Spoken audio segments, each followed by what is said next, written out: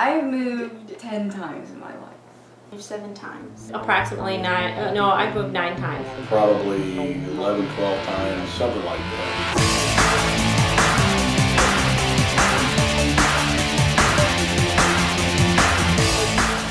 The moving began with when my husband worked for General Motors, and the moves were for promotions within that company.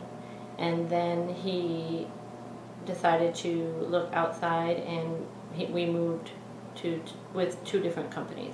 He was always switching up jobs that he had to try to better our lives, like our family life and how our environment. So mostly just because of my dad's job, or pretty much only because of my dad's job. That's why we moved. Yes, I think as my kids got older, it got harder for my kids to be moving, to be the new kids, in school. So while it was nice that you maybe get a promotion or a new job opportunity, you'd always have to look at your kids' faces and realize they were disappointed, maybe a little scared, nervous about going to new places. And that's a lot of time for kids to move as well. I think my oldest has moved about 10 times. The worst memory I have of moving is probably when we moved here.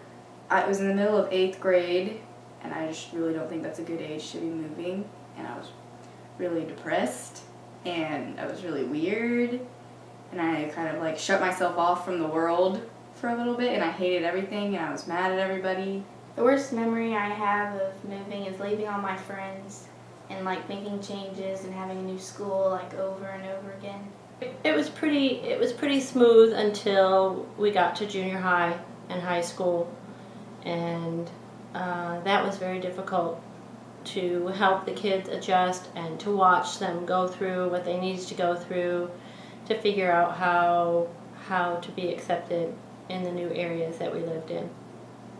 Each time that we moved, our parents kind of give us like a bribe, like, oh, we're moving, but don't worry, we'll get you this and your life will be okay. And probably the best bribe that we've gotten is probably our dog Daisy. And yeah, she's just the best bribe we've ever gotten. We've got a trampoline when we moved here, and like I got a cell phone one time, but that's just kind of what our parents do. They're like, oh, I know your whole entire world is going to be turned upside down, but here, have a dog. That's what they do.